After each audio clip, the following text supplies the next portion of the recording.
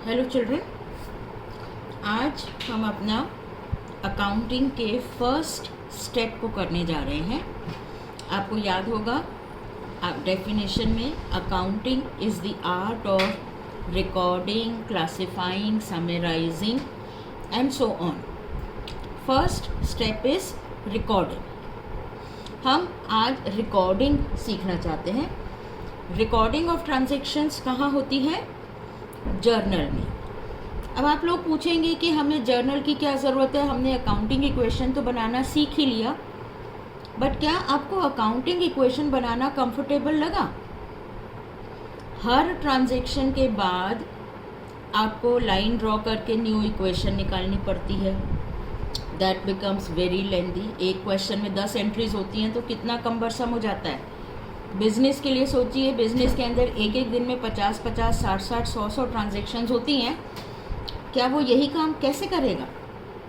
दूसरा, accounting equation की एक बहुत बड़ी प्रॉब्लम है कि उसमें हम एक्सपेंसेस और इनकम्स को सेपरेटली नहीं शो कर पाते, और हमें बिज़नेस के लिए प्रॉफिट या लॉस निकालने के लिए अपने सारे एक्सपेंसेस और सारे सोर्सेज ऑफ इनकम्स का पता होना चाहिए। अगर किसी टाइम पर हमारा प्रॉफिट कम या ज़्यादा है और हमें कंट्रोल करना है अपने एक्सपेंसेस का, तो हमें उन एक्सपेंसेस का नाम भी पता होना चाहिए। और इसलिए अब हम अकाउंटिंग के लिए उसके स्टेप पर बढ़ते हैं। अकाउंटिंग इक्वेशन को छोड़कर हम आते हैं रिकॉर्डिंग के तरीके पर, which is called journal. We will be passing journal entries for each and every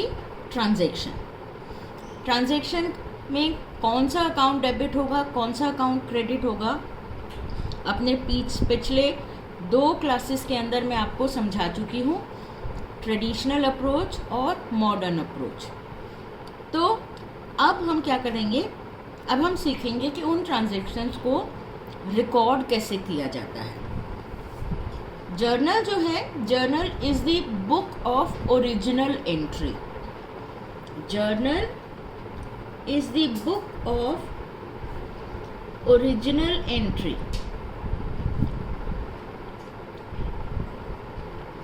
book of original entry मतलब इसमें ट्रांजैक्शंस जैसे ही होती हैं वैसे ही रिकॉर्ड की जाती हैं, और जैसे ही होती है वैसे ही रिकॉर्ड की जाती हैं का मतलब होता है कि in this the transactions are recorded in chronological order.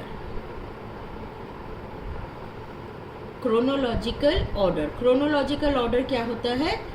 Order of time. Time के हिसाब से मॉर्निंग में 10 o'clock परचेज की ट्रांजैक्शन, 10:15 सेल की ट्रांजैक्शन, 10:25 हमने टेलीफोन का बिल पे किया, उसको रिकॉर्ड। सो टाइम के हिसाब से फर्स्ट को 4 ट्रांजैक्शंस हुई, सेकंड को 5 ट्रांजैक्शंस हुई, इस हिसाब से डेट वाइज वो ट्रांजैक्शंस चलती हैं। This is called the chronological order.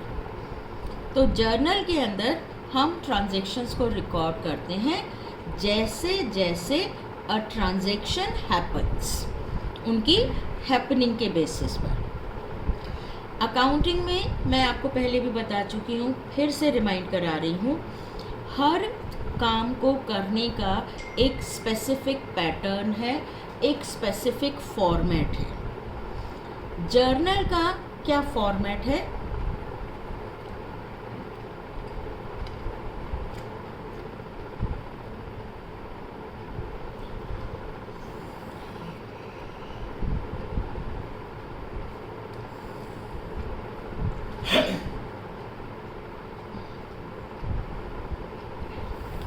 Journal में we have 5 columns. First column is date column. जब हम जर्नल का फॉर्मेट बनाते हैं तो उसके अंदर भी हम पहले फर्स्ट कॉलम बनाएंगे, फिर 4th and 5th कॉलम बनाएंगे। 4th and 5th columns are of amount। तो जितने में हमारा अमाउंट लिखा जा सकता है वो एक बहुत थिन सा कॉलम बनाएंगे जिसमें 2 अल्फ़ाबेट लिखे जाने हैं, that is ledger folio, LF. First column is date column, second column is particulars column, third column is LF column, fourth column is debit amount column, and fifth column is credit amount column. अब जो हमने ये format बनाया है इसमें देखिए width of second column, the column of particulars is maximum. तो आपको 5 कॉलम बनाने हैं, तो ये नहीं कि 5 इक्वल विड्थ के कॉलम्स बनाने हैं. आपका डेट कॉलम जिसमें डेट लिखी जाएगी, पर्टिकुलर्स कॉलम जिसके अंदर आपके ट्रांजैक्शन लिखी जाएगी, जर्नल की एंट्री की जाएगी, third column ledger folio column, fourth and fifth column amount के कॉलम है. डेबिट अमाउंट कॉलम के अंदर जब ट्रांजैक्शन के अंदर जो अकाउंट डेबिट होगा वो कितने अमाउंट से डेबिट होगा वो लिखा जाएगा. क्रेडिट अमाउंट कॉलम में ट्रांजैक्शन का जो अकाउंट क्रेडिट होगा वो कितने अमाउंट से क्रेडिट होगा वो लिखा जाएगा. लेजर फोलियो कॉलम क्या है? This is our journal. कैसे लिखाएंगे हम? Journal in the books of, ये मैं बताती हूँ. यहाँ जर्नल के अंदर हम जब ट्रांजैक्शंस लिखेंगे टाइम के अकॉर्डिंग जब हम लिखेंगे तो ये ट्रांजैक्शन, ये ट्रांजैक्शन, ये ट्रांजैक्शन, सो ऑन. इधर से हम नेक्स्ट स्टेप करेंगे जब इन ट्रांजैक्शंस को हम उनके सेपरेट अकाउंट में ट्रांसफ़र करेंगे. याद है मैंने आपको अकाउंट का फॉर्मेट बताया था जिसके अंदर हम ट्रांजैक्शंस को ट्रांसफ़र करेंगे, जिसमें लेफ़्ट हैंड साइड पर डेबिट कॉलम है, डेबिट साइड है, right hand side is credit side. ये जो सारे अकाउंट्स होंगे ये भी एक पर्टिकुलर बुक के अंदर बनेंगे. एक बुक होगी हमारी जिसको हम कहते हैं जर्नल, एक बुक होगी हमारी जिसे हम कहेंगे जिसमें हमारे सारे अकाउंट्स होंगे, जिसमें हम सारे अकाउंट्स बनाएंगे. उस बुक को हम बोलते हैं लेजर, LEDGER, लेजर. लेजर वो बुक है जिसमें हमारा अकाउंटिंग का सेकंड स्टेप कैरी आउट होता है. Accounting is the art of recording, classifying, classification का काम, जिसमें सेपरेट अकाउंट बनेंगे, cash account, bank account, machinery account, furniture account, purchases account, sales account, debtor A, debtor B, debtor C, capital account, सारे accounts बनेंगे. तो अब इसमें जब इतने सारे अकाउंट बनते हैं इस लेजर नाम की बुक के अंदर, तो इस लेजर के अंदर सारे जो पेजेस होते हैं वो नंबर्ड होते हैं, सीरियली नंबर्ड होते हैं. जर्नल के अंदर भी सारे पेजेस सीरियली नंबर्ड होते हैं, 1 2 3 4 एंड सो ऑन. लेजर में भी सारे पेजेस सीरियली नंबर्ड होते हैं. उस पेज के नंबर को हम क्या कहेंगे? Ledger folio. तो यहाँ पे जब हम जर्नल में अपनी ट्रांजैक्शन लिखते हैं तो हम यहाँ पे जो भी अकाउंट हमारा अफेक्ट हुआ है वो अकाउंट लेजर में कौन से पेज पर है वो इस लेजर फोलियो कॉलम में लिखा जाता है. This is the meaning of this column.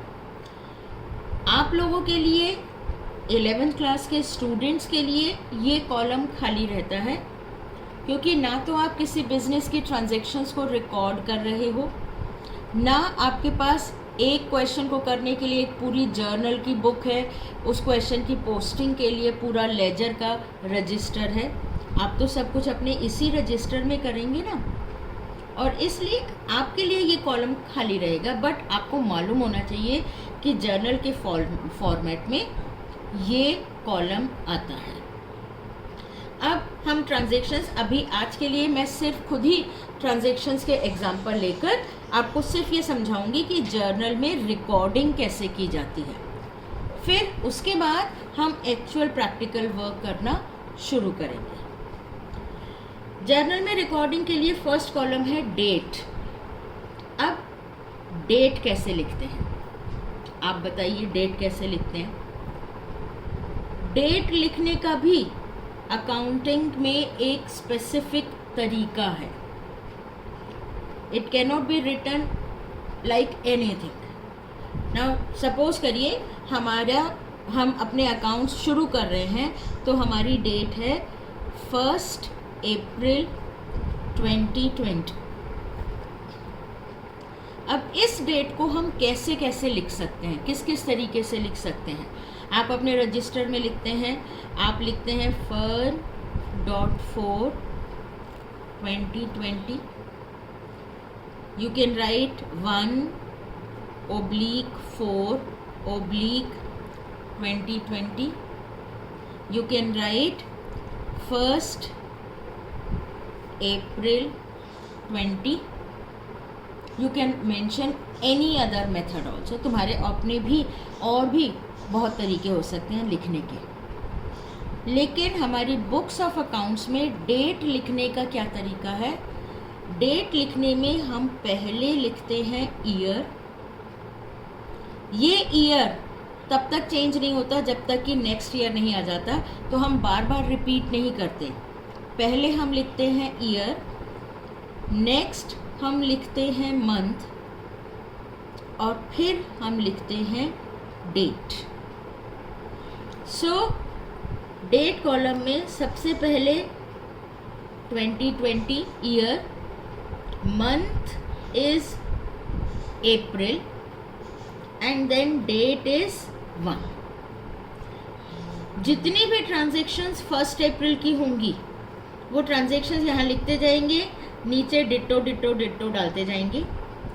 जब 2 अप्रैल की ट्रांजैक्शन आएगी, सपोज ट्रांजैक्शन यहाँ तक हमारी 1 अप्रैल की हुई, उसके बाद 2 अप्रैल की आई, तो अप्रैल के नीचे डिट्टो डेट 2 चेंज हो गई।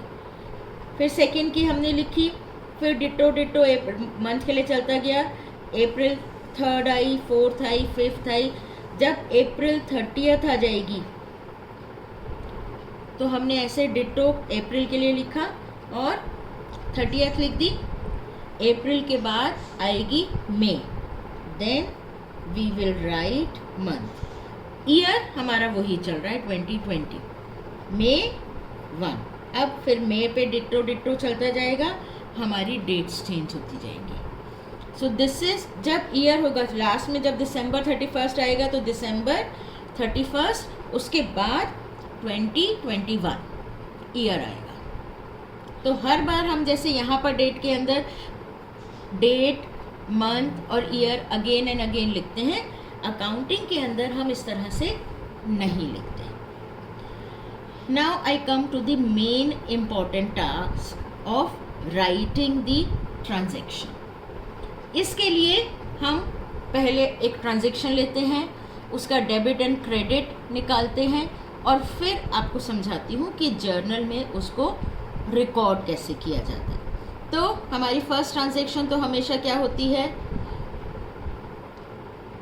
स्टार्टेड बिजनेस विद से ₹1 लाख। ठीक है, हम जितने भी टाइम की हमें ट्रांजैक्शंस होंगी, सपोज हमारे पास ट्रांजैक्शंस हैं for the month of April, तो हम ऊपर हेडिंग देंगे journal, in the books of में हम फर्म का नाम लिखेंगे, और फिर हम लिखेंगे फॉर द मंथ। ये फॉर द पीरियड होता है, ये पीरियड 1 मंथ भी हो सकता है, 1 क्वार्टर भी हो सकता है, 1 ईयर भी हो सकता है। तो कितने पीरियड की हमारी ट्रांजैक्शंस हैं? अगर 1 महीने की ट्रांजैक्शंस हैं तो फॉर द मंथ, क्वार्टर की है तो फॉर द क्वार्टर, ईयर की है तो फॉर द ईयर एंडिंग, और फिर उस पीरियड की आखिरी तारीख लिख जाती है कि इस महीने की आखिरी तारीख तक, यानी इतने एक महीने की ट्रांजेक्शन्स एंडिंग 30th अप्रैल। साल होता तो for the year ending 31st March 2021। Coming to the particulars column, अब मैं आपको हम डेबिट एंड क्रेडिट दोनों मेथड से बताऊंगी। Whichever method is convenient to you आप लोग फॉलो करेंगे, आंसर दोनों में सेम आएगा। Started business with cash, effect क्या होता है इसका? कैश में प्लस होता है और कैपिटल में प्लस होता है। अगर मैं ट्रेडिशनल अप्रोच लगाऊं, ट्रेडिशनल अप्रोच में मेरे पास है real, personal and nominal account. Cash account कौन सा अकाउंट है? रियल, पर्सनल और nominal. Cash account is real account. Real account का क्या रूल है?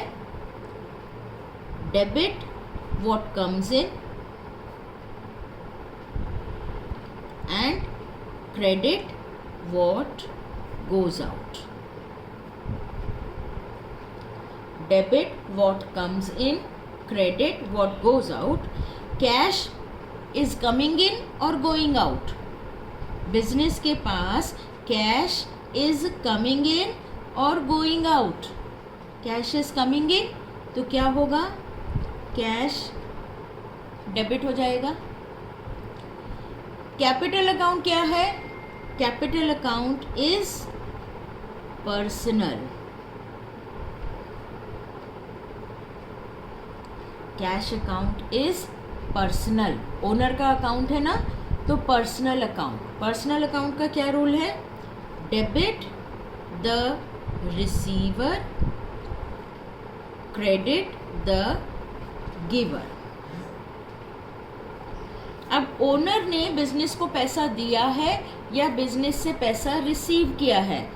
इज ओनर द रिसीवर और he is the giver? Owner is the giver, business is the receiver, तो owner is the giver, तो क्या होगा? Capital account credit हो जाएगा। ठीक है, तो cash account debit and capital account credit. ये ट्रेडिशनल अप्रोच से। मॉडर्न अप्रोच के अंदर मेरा कैश प्लस हुआ और कैपिटल प्लस हुआ। कैश मेरी एसेट है, एसेट के इंक्रीज को क्या करते हैं? डेबिट करते हैं। कैपिटल के इंक्रीज को क्या करते हैं? क्रेडिट करते हैं। सो चाहे मैं ट्रेडिशनल अप्रोच लूँ चाहे मॉडर्न अप्रोच लूँ, दोनों तरह से मेरा आंसर क्या हो रहा है कि जब बिजनेस स्टार्ट करते हैं कैश से तो कैश अकाउंट डेबिट होता है और कैपिटल अकाउंट क्रेडिट होता है। ठीक है, अब इसको यहाँ पर कैसे लिखेंगे? बहुत ध्यान से देखेंगे आप। सबसे पहले हम यहाँ पर पर्टिकुलर्स कॉलम में लिखते हैं उस अकाउंट का नाम which is to be debited. हमेशा हर जर्नल में पहले उस अकाउंट का नाम आएगा जिस अकाउंट को डेबिट किया जाता है। तो इस ट्रांजैक्शन में हमें किस अकाउंट को डेबिट करना है? कैश अकाउंट को डेबिट करना है, तो हम लिखेंगे कैश अकाउंट। और हमें इसको क्या करना है? डेबिट। तो इस लाइन में ही बिल्कुल लेजर फोलियो लाइन को टच करते हुए या पर्टिकुलर्स के कॉलम का लास्ट में, एंड में हम लिखते हैं डेबिट, कैश अकाउंट डेबिट। और फिर नेक्स्ट लाइन में हमें लिखना है उस अकाउंट का नाम जिसको हमें क्रेडिट करना है। किसे क्रेडिट करना है? हमें क्रेडिट करना है कैपिटल को। तो यहाँ पर हम लिखेंगे अकाउंट, कौन से अकाउंट का नाम? Capital account. लेकिन जिस अकाउंट को हमें क्रेडिट करना है उसको लिखने के लिए हम पहले उससे लिखेंगे टू, और वो भी एक फिंगर का स्पेस छोड़कर। सो एक फिंगर का स्पेस छोड़कर लिखा to and then name of the account which is to be credited। To capital account, इसके सामने क्रेडिट नहीं लिखा जाता। जिस अकाउंट को डेबिट किया जाता है उस अकाउंट के सामने डेबिट लिखा जाता है, लेकिन जिस अकाउंट को क्रेडिट किया जाता है उसे एक फिंगर का स्पेस छोड़कर 2 लिखकर उसका नाम लिखा जाता है। यहाँ इसके आगे क्रेडिट नहीं लिखा जाता।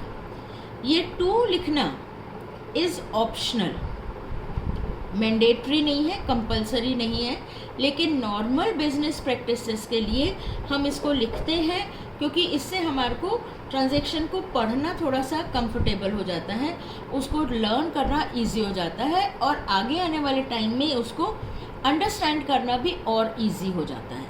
तो हम, हालांकि ये system scrap in the sense कि ऑप्शनल बना दिया गया है लिखना ना लिखना, but we are still continuing with it. Cash account debit, कितने से कैश अकाउंट डेबिट हुआ? 1 लाख रुपीज़ से। तो कैश अकाउंट जितने से डेबिट हुआ, कैश अकाउंट के सामने उसी लाइन में डेबिट अमाउंट के नीचे लिखें the amount with which cash account is debited. और कैपिटल अकाउंट कितने से क्रेडिट हुआ? वो भी 1 लाख रुपीज़ से। तो कैपिटल अकाउंट के सामने कैपिटल अकाउंट वाली लाइन में क्रेडिट अमाउंट कॉलम में लिखें 1 लाख रुपीज़। तो ये अमाउंट ऊपर नीचे की लाइन में आएंगे, सेम लाइन में नहीं आएंगे, क्योंकि ऊपर की लाइन में डेबिट वाला अकाउंट का नाम है, नीचे की लाइन में क्रेडिट वाले अकाउंट का नाम है। और इसके बाद वेरी इंपॉर्टेंट, जो काफ़ी बच्चे स्किप कर देते हैं और अपने मार्क्स लूज करते हैं, हम इस ट्रांजैक्शन का डिस्क्रिप्शन देंगे। जो हम अकाउंटिंग इक्वेशन के अंदर लेफ्ट हैंड साइड में ट्रांजैक्शन लिखते थे जिसका हम इफ़ेक्ट दिखाते थे, वही ट्रांजैक्शन हम यहाँ पर लिखेंगे, डिस्क्राइब करेंगे कि ये दिस इज़ कैश। कैसे इसको पढ़ते हैं? Cash account debit to capital account ₹1 lakh. तो ये जो जर्नल, इसको बोलते हैं जर्नल एंट्री। ये journal entry cash account debit to capital account किस ट्रांजैक्शन की एंट्री है, वो ट्रांजैक्शन यहाँ नीचे लिखी जाती है, जिसे बोला जाता है नैरेशन। तो ये नैरेशन लिखना भी बहुत ज़रूरी है। नैरेशन क्या है? क्योंकि जैसे ही ट्रांजैक्शन हुई हम वैसे ही रिकॉर्ड कर रहे हैं, तो ये प्रेजेंट टेंस में लिखी जाती है बीइंग। और फिर आप पूरी ट्रांजैक्शन लिख देते हैं, started business with cash ₹1 lakh, bracket closed. ये इस तरह से जाके आपकी ट्रांजैक्शन जो है रिकॉर्ड की जाती है। आई होप आपको थोड़ा थोड़ा समझ आया होगा।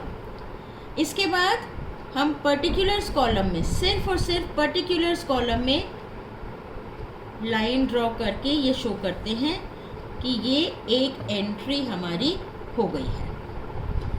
Then let's take next transaction. Purchase कर लेते हैं furniture.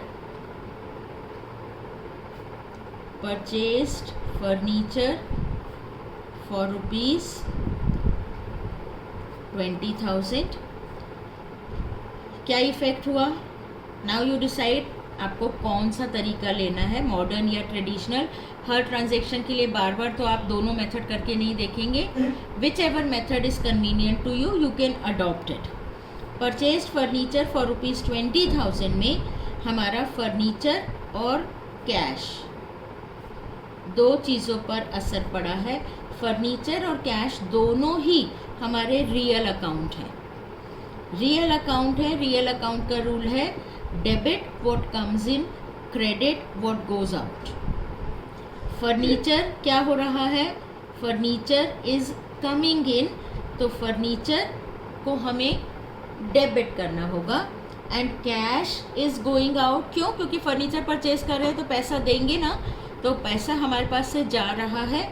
Cash is going out, तो कैश को क्रेडिट करेंगे। सो अब let's assume this is on April 2nd। Furniture को हमें डेबिट करना है और कैश को क्रेडिट करना है। कैसे लिखेंगे? Furniture account debit, leaving a space of finger. अब आपको अंदाज़ा हो जाना चाहिए एक फिंगर का स्पेस कितना होता है, यानी कि बार बार फिंगर रख के देख रहे हैं। To cash account, furniture account debit to cash account. How much? 20,000 furniture के सामने डेबिट अमाउंट कॉलम में, और cash account 20,000 in front of credit amount column. Narration being furniture purchased and then drawing the line.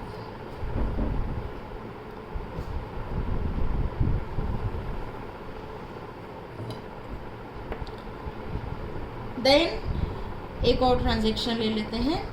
एक transaction ले लेते हैं से